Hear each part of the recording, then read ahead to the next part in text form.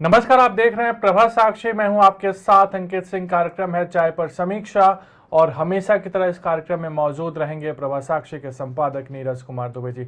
Sir, बहुत स्वागत है आपका। धन्यवाद अंकित जी। क्योंकि लोकसभा चुनाव में अगर देखा जाए तो मुश्किल से 1.5 साल का वक्त बचा हुआ है और जो पीएम पद है उसको लेकर कंपटीशन लगातार बढ़ता जा रहा है, क्योंकि एक तरफ का तो फिक्स नजर आ रहा है कि एक तरफ नरेंद्र मोदी हैं, लेकिन एक तरफ जो लंबी लाइन थी उसमें एक और ऐड हो गया है, वो है बिहार के मुख्यमंत्री नीतीश कुमार का नाम।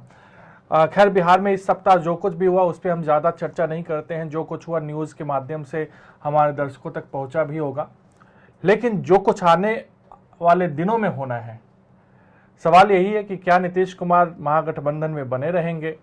क्या नीतीश कुमार आने वाले 6 से 8 महीनों में मुख्यमंत्री पद की जो त्याग है उसको कर देंगे और वो प्रधानमंत्री पद के लिए जो लॉबिंग है वो करना शुरू कर देंगे? सवाल यही है सर कि नीतीश कुमार की आगे की रणनीति क्या होगी? क्या नीतीश कुमार को प्रधानमंत्री पद के दावेदार के रूप में कांग्रेस, ममता बनर्जी, केसीआर स्वीकार करेंगे? देखिए, अब आपने कहा कि अब एक तरफ तो साफ है और अब एक और नाम जुड़ गया है, तो अब इसका ठीक है, इन्हीं स्थितियों का ही विश्लेषण करते हैं। तो हमको थोड़ा सा पीछे जाते हैं और हम देखते हैं कि अभी हाल ही में जब बीजेपी का वहाँ पर 7 मोर्चों का एक राष्ट्रीय कार्यकारिणी की बैठक पटना में हुई थी। बिहार के मुख्यमंत्री अगर प्रधानमंत्री पद की दौड़ में शामिल हैं तो उनको ये बात ध्यान रखनी होगी कि प्रधानमंत्री नरेंद्र मोदी के नेतृत्व में ही बीजेपी अगला लोकसभा चुनाव लड़ेगी। इस बात का ऐलान बीजेपी ने पटना में ही किया अभी कुछ समय पहले। कोई लेकिन किंतु परंतु है भी नहीं। और पटना में ही, और शायद बीजेपी इस बात को भांप चुकी थी कि अब नीतीश कुमार की निगाहें दिल्ली की तरफ है, इसलिए पटना में इस बात का ऐलान किया गया कि साल 2024 का जो चुनाव है बीजेपी नरेंद्र मोदी के नेतृत्व में लड़ेगी, वही पीएम कैंडिडेट होंगे। और यहां तक भी कहा गया था कि बीजेपी जेडीयू के साथ जो अलायंस है उसमें चुनाव लड़ेगी। हालांकि अब जेडीयू बाहर चला गया है तो अब वो अलग विषय हो गया है। लेकिन एक और बात कही गई थी, कोई भी क्षेत्रीय पार्टी भाजपा के सामने कुछ नहीं है। हाँ, देखिए, अब वो आप देखिए कि वो उसका एक कारण हमको ये भी देखना होगा कि बीजेपी शायद एकमात्र ऐसा राजनीतिक दल है जिसको क्षेत्रीय पार्टियों ने सर्वाधिक धोखा दिया है। बीजेपी ने धोखा नहीं दिया, ऐसा उदाहरण आप एक भी नहीं मिलेगा आपको। अगर हम बात करते हैं, आप उत्तर प्रदेश की बात कर लीजिए, मायावती, उन्होंने बीजेपी और बीएसपी के बीच में समझौता हुआ कि भाई ठीक है, बारी बारी से मुख्यमंत्री पद का दायित्व संभालेंगे। लेकिन हुआ क्या, बीएसपी ने अपनी बारी पूरी कर ली, बीजेपी की बारी आई तो सरकार से समर्थन वापस ले लिया। कर्नाटक में बीजेपी और जेडीएस के बीच में बातचीत हुई थी, तो जब एचडी कुमारस्वामी ने अपना टेन्योर पूरा कर लिया, अपने जो उनके जो समझौते के तहत उनका जो कार्यकाल था वो पूरा कर लिया, बीजेपी की बारी है, येदियुरप्पा बने मुख्यमंत्री, समर्थन वापस ले लिया। झारखंड में भी ऐसे उदाहरण है और भी ममता बनर्जी भी बीजेपी के सहारे आगे बढ़ी। जी। तो ऐसे बीजेपी को सर्वाधिक धोखे मिले हैं, इसीलिए बीजेपी का प्रयास है कि अपने बलबूते, वो प्रधानमंत्री जी कह रहे हैं कि देश को आत्मनिर्भर बनो, बीजेपी को भी कह रहे हैं कि आत्मनिर्भर बनो, अपने बलबूते जो बहुमत लाओ। ठीक है कि एनडीए की सरकार है, ठीक है, वैसे तो देखा जाए तो बीजेपी के पास अपना स्पष्ट बहुमत है, लेकिन एनडीए की सरकार कहते हैं वो लोग। तो ये गठबंधन की राजनीति को भी बनाए रखना है और अपनी पार्टी को स्पष्ट बहुमत मिले, इसका भी प्रयास करना है। तो ये बीजेपी का मूल मंत्र इस समय का नजर आता है। बहरहाल हम बात करते हैं नीतीश कुमार की। नीतीश कुमार को उनके जो नेता हैं वो पीएम मटेरियल बता रहे हैं, लेकिन हमको ये भी देखना पड़ेगा कि क्या पीएम तो छोड़िए, पहले क्या वो सीएम मटेरियल हैं। अगर हम बात करते हैं साल 2020 के विधानसभा चुनाव की, तो नीतीश कुमार कैंडिडेट थे जेडीयू की तरफ से सीएम के, एनडीए की तरफ से थे सीएम के कैंडिडेट, लेकिन जेडीयू की सीटें तो कम हो गई। अब ठीक है, वो कारण क्या रहे वो अलग बात है, लेकिन उस समय भी जो मुख्यमंत्री सर्वाधिक लोकप्रिय कौन हो सकता है, इसके बारे में जो सर्वेस हो रहे थे उसमें नीतीश कुमार की लोकप्रियता का ग्राफ काफी नीचे गिरा हुआ था। तो नीतीश कुमार इतने साल राज कर लिए हैं, वो 15 साल जो आरजेडी का कुशासन बताते थे, तो 15 साल अगर उनके देख लिए जाएं तो बिहार प्रगति नहीं कर सका है। जो मुख्यमंत्री इस बात पर अड़ा रहे कि मेरे प्रदेश को सबसे पिछड़ा राज्य घोषित किया जाए, जो मुख्यमंत्री इस बात पर अड़ा रहे कि नहीं जाति आधारित जनगणना आप कराइए, तो वो कैसे अपने स्टेट को आगे बढ़ा पाएगा। आप बता दीजिए बिहार में कितने उद्योग नए लगे हैं नीतीश कुमार के कार्यकाल में, या वहां पर अस्पतालों की जो स्थिति है वो सबके सामने है। कोविड के टाइम पे सब चीजें सामने आई हैं। और खासतौर पे आप देखिए कि जाति आधारित जनगणना, अब मान लीजिए कि ये अगर ये एक मधुमक्खी के छत्ते में हाथ डालने जैसा है। अब आप जाति आधारित जनगणना कराएंगे, मान लीजिए कि कोई जो जाति है, कोई वर्ग है, उसका अगर प्रतिशत बढ़ जाता है तो अब आप उसको कहेंगे आरक्षण दीजिए। आरक्षण की एक सीमा है जो सुप्रीम कोर्ट ने निर्धारित की हुई है। आप किसी का निकाल के अगर उसको देते हैं तो जो निकालेंगे, जिसका कम करेंगे तो वो बवाल करेगा। तो ये तो एक ऐसा विषय है जिससे सरकार को बचना चाहिए। सरकार उस ओर जाना चाह रही है। तो क्या आप एक सामाजिक भेद को बढ़ाना चाह रहे हैं? क्या आप एक जातीय संघर्ष वहां पे स्थिति लाना चाहते हैं? क्या करना चाहते हैं आप? नीतीश कुमार मुख्यमंत्री के तौर पर सफल रहे या नहीं रहे, ये एक अलग विषय हो सकता है, लेकिन हम बात कर रहे हैं, आपने सवाल किया चूंकि कि वो पीएम मटेरियल हैं कि नहीं, या दिल्ली में उनकी भूमिका क्या होगी। हमको इस पे थोड़ा सा अगर आगे बढ़े इस विषय पर, तो आप देखिए कि नीतीश कुमार का एक दिन पहले मैं बयान देख रहा था, उन्होंने कहा कि मुझे अब देश भर से पता नहीं कहां कहां से फोन आ रहे हैं। नीतीश कुमार जी को फोन आ रहे होंगे, बधाई भी दे रहे होंगे, और शायद हो सकता है कि उनको कह रहे होंगे कि भाई ठीक है, आप को आगे बढ़ाएंगे, आपके नेतृत्व में लड़ेंगे। लेकिन आप देखिए कि नीतीश कुमार इस रेस में अकेले नहीं है। विपक्ष की बात करते हैं तो नीतीश कुमार इस रेस में अकेले कैसे नहीं है, क्योंकि नीतीश कुमार के अलावा ममता बनर्जी प्रधानमंत्री पद की आकांक्षा रखती हैं, और जो केसीआर हैं वो आकांक्षा रखते हैं। अभी राष्ट्रपति चुनाव जब हो रहे थे, जब कैंडिडेट चयन की बात आ रही थी विपक्ष के नेताओं की तरफ से, तो शरद पवार और फारूक अब्दुल्ला पीछे हट गए थे, क्योंकि वो सक्रिय राजनीति में बने रहना चाहते हैं। शरद पवार को आप कम मत समझिए, शरद पवार भी प्रधानमंत्री पद की रेस में वो भी बने हुए हैं। बहुत सारे लोग हैं, समाजवादी पार्टी के नेताओं को मैं सुन रहा था, वो कह रहे थे कि अगर हमारी सीटें ज्यादा आती हैं तो अखिलेश यादव क्यों नहीं प्रधानमंत्री बन सकते। तो प्रधानमंत्री पद के लिए बहुत सारे नेता जो लालायित हैं, बहुत सारे नेता इस तरीके की सोच रखते हैं, महत्वाकांक्षा रखते हैं। महत्वाकांक्षा रखने में कोई बुराई नहीं है, लेकिन हमको थोड़ा सा जो हकीकत है, जो हमारे आंकड़े हैं, आंकड़ों के बलबूते ही सारा लोकतंत्र चलता है, आगे फलता फूलता है। तो अब आपको उसको भी थोड़ा सा ध्यान रखना होगा। अब आप समझिए कि जो मैंने नाम लिए, इसके अलावा अरविंद केजरीवाल भी हैं, और ये जितने भी नेता हैं जो प्रयास कर रहे हैं कि हम गठबंधन राजनीति कराएंगे, एक तो क्या है कि इनमें आपस में एकता कभी नहीं हो सकती। कोई जो आप ममता बनर्जी, नीतीश कुमार, या जो और भी केसीआर हैं, या और जो नेता हैं, शरद पवार, आप देखिए शरद पवार ने फोन किया था मार्गरेट अल्वा को जब कैंडिडेट बनाया जा रहा था वाइस प्रेसिडेंट का, तो ममता बनर्जी ने फोन नहीं उठाया। तो जब ये नेता एक आपस में किसी मुद्दे पर ही सहमत नहीं होते हैं, तो एक आपस में किसी को वो नेता कैसे स्वीकार कर लेंगे। हम बात कर रहे हैं भी क्षेत्रीय नेताओं की, कांग्रेस की अभी हम बात ही नहीं कर रहे हैं। बिल्कुल, कांग्रेस एक क्योंकि टक्कर तो आखिरकार बीजेपी और कांग्रेस के बीच में ही होनी है। तो अब आप देखिए कि इसके अलावा अरविंद केजरीवाल हैं। अरविंद केजरीवाल इन सब चक्करों में नहीं पड़े हैं जो क्षेत्रीय नेता अभी से लॉबिंग करने में जुटे हुए हैं, या अभी से बयानबाजी करने में जुटे हुए हैं कि हम 2024 देख लेंगे। अरविंद केजरीवाल 2024 की बात नहीं कर रहे हैं। अरविंद केजरीवाल क्या कर रहे हैं? गुजरात में प्रचार कर रहे हैं, हिमाचल में प्रचार कर रहे हैं। अरविंद केजरीवाल की जो पार्टी है, अगर आप देखें, कांग्रेस के उसको समकक्ष रख सकते हैं, क्योंकि कांग्रेस की राजस्थान छत्तीसगढ़ में सरकार है, अरविंद केजरीवाल की दिल्ली, आम आदमी पार्टी की दिल्ली में और पंजाब में सरकार है। तो अगर आप इस दृष्टि से देखें तो कांग्रेस की 2 राज्यों में सत्ता है, आम आदमी पार्टी की 2 राज्यों में सत्ता है। आम आदमी पार्टी गोवा में क्षेत्रीय दल का दर्जा हासिल कर चुकी है। आम आदमी पार्टी का प्रयास है कि एक राज्य में और अगर हमको क्षेत्रीय दल का दर्जा मिल जाता है तो हम राष्ट्रीय पार्टी बन जाएंगे। तो ये सारे नेता जब पीएम कैंडिडेट की लाइन में लगे होंगे तो ये सारे क्षेत्रीय नेता होंगे। और अगर आम आदमी पार्टी को गुजरात और हिमाचल में अच्छा प्रदर्शन रहता है और आम आदमी पार्टी को लोकसभा चुनाव से पहले राष्ट्रीय पार्टी का दर्जा मिल जाता है, तो एक राष्ट्रीय नेता और, यानी नरेंद्र मोदी, राहुल गांधी और अरविंद केजरीवाल, ये 3 राष्ट्रीय नेता होंगे जो कि प्रधानमंत्री पद की लड़ाई लड़ रहे हैं। बाकी सब तो क्षेत्रीय हैं, वो अपने आप ही साइड हो जाएंगे। तो मुझे अरविंद केजरीवाल का ये खेल नजर आता है कि वो एक क्योंकि ये अब मान लीजिए कि ममता बनर्जी की बात करते हैं हम, तो उनका उत्तर प्रदेश में क्या है, पंजाब में क्या है, अपने राज्य तक ही वो सीमित है। लेकिन अरविंद केजरीवाल दूसरे राज्यों में पहुंच रहे हैं, राष्ट्रीय नेता बनकर वो दिल्ली की कुर्सी के दावेदारी पेश करना चाहते हैं। जबकि ये लोग अभी उस रणनीति को नहीं समझ रहे हैं, उतना काम नहीं कर रहे हैं। बस अपने जो आसपास के लोग हैं उन्होंने बता दिया कि नहीं नहीं साहब, आप तो पीएम मटेरियल हो, तो उसी में फूलकर कुप्पा हुए जा रहे हैं। ये व्यवहारिक नहीं है। अभी हम बात करते हैं कांग्रेस की। आप देखिए कि लोकसभा चुनाव 2024 जो होंगे वो अप्रैल मई में होंगे, ठीक है। उससे पहले 11 राज्यों में विधानसभा चुनाव है, 11 राज्यों में विधानसभा चुनाव, और इन 11 में से आधे से ज्यादा ऐसे राज्य हैं जहां पर बीजेपी कांग्रेस के बीच में सीधी टक्कर होनी है। अब बीजेपी कांग्रेस के बीच में जब सीधी टक्कर होगी, बीजेपी जीतेगी या कांग्रेस जीतेगी, तो खैर भविष्य ही बताएगा परिणाम क्या रहते हैं।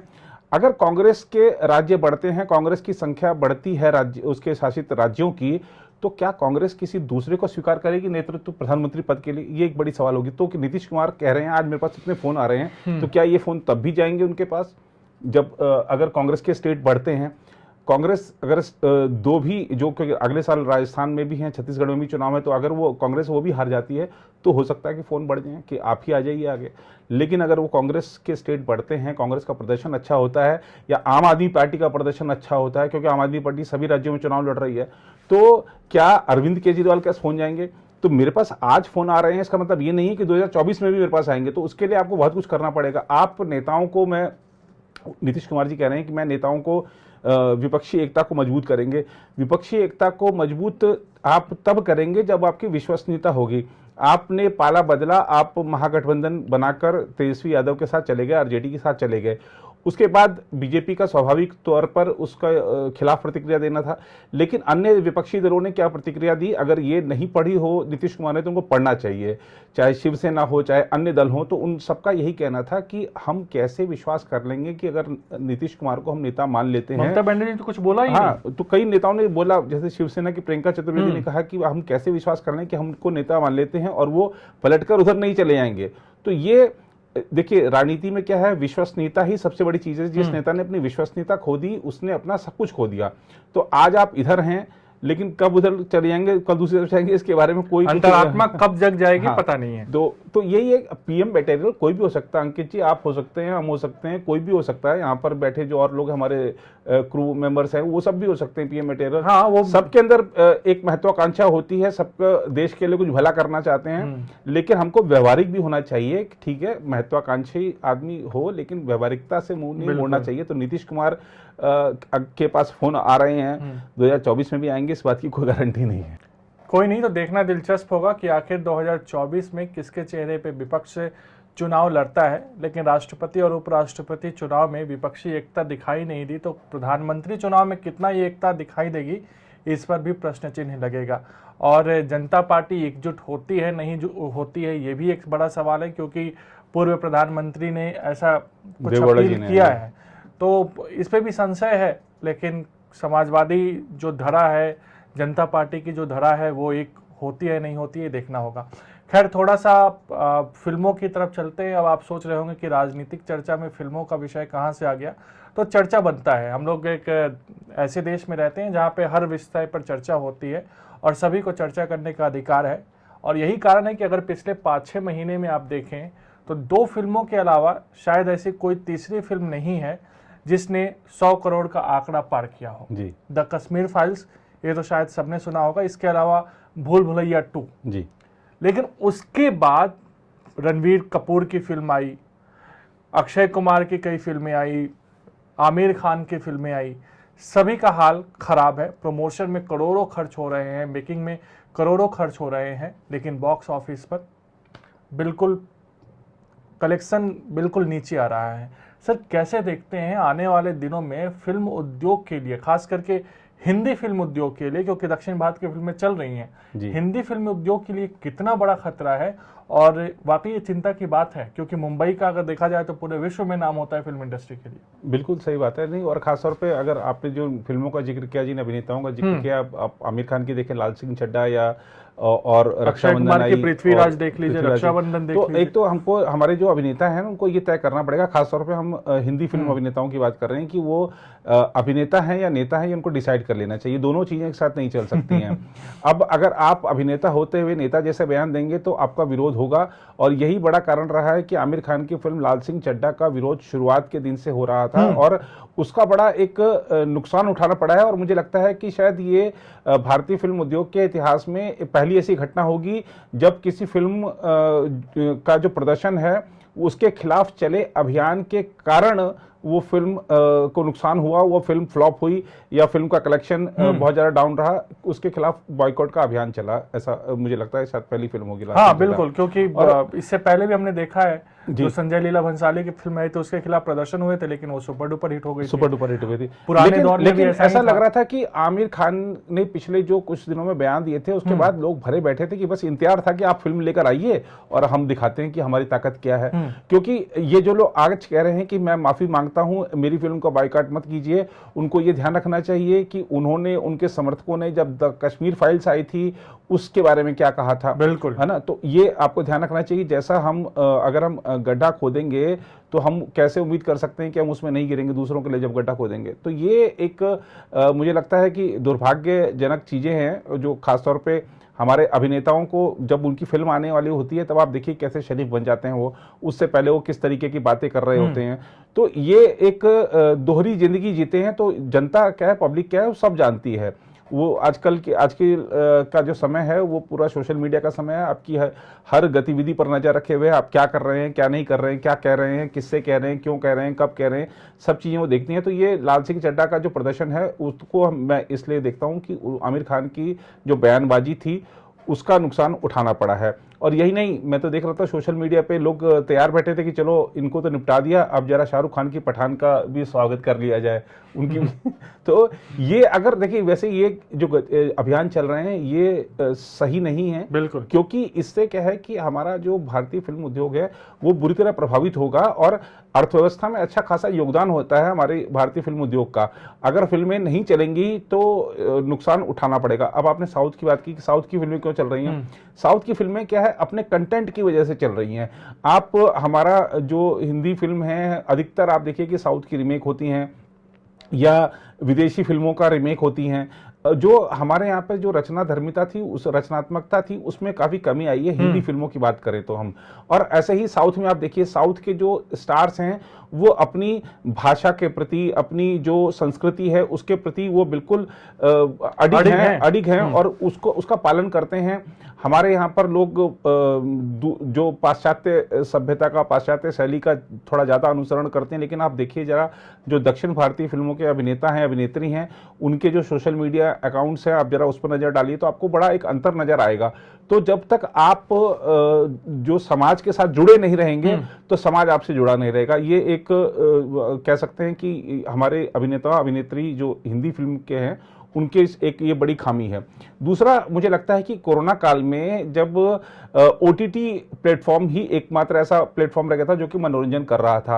आप देखिए बड़े बड़े जो स्टार्स थे वो उस पर आ गए थे, क्योंकि नई फिल्मों की शूटिंग नहीं हो रही थी, धारावाहिक नहीं बन रहे थे, टीवी सीरियल वगैरह सब बंद थे, शूटिंग नहीं हो रही थी महामारी के चक्कर में। तो ओटीटी ही एकमात्र ऐसा प्लेटफॉर्म था जिसके जरिए लोगों का मनोरंजन हुआ, लोगों को फिल्में देखने को मिली, नए नए वेब सीरीज, कितने सारे कलाकार समायोजित हुए। आप देखिए कि अगर आज किसी बड़े बैनर की फिल्म किसी अभिनेता को चाहिए तो उसके लिए जरूरी है कि वो बड़े खानदान का हो, बड़े फिल्मी परिवार से ताल्लुक रखता हो या पैसे वाला हो। लेकिन ओटीटी में तो छोटे से छोटे समाज का भी आदमी एक बड़ा स्टार बन जा रहा है। तो उसने असल में कह सकते हैं कि जो लोकतंत्र है वो ओटीटी पर ही है।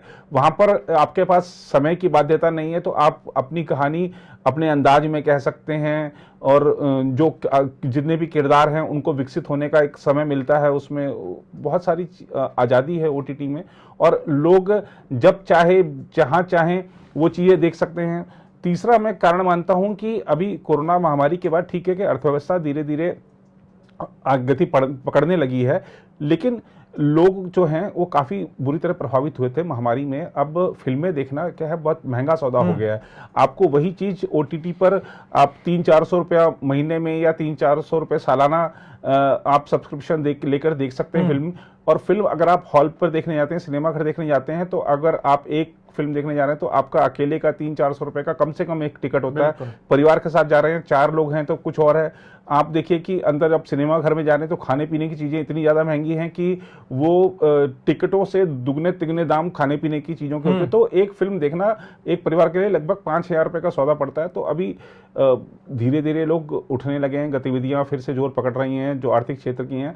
मुझे लगता है कि शायद थोड़ा समय लगेगा कि कोई भी फिल्म देखने चले जाओ। अब ऐसा नहीं है कि जो पहले था कि ठीक है चलो मुझे हर फिल्म ही देखनी है, या महीने में 4 फिल्म आ रही तो चारों ही देखनी है, तो थोड़ा सा लोगों ने भी कम किया है, क्योंकि अब उनके घर पे टीवी सेट पर सब कुछ अवेलेबल है, मोबाइल पर सब कुछ अवेलेबल है।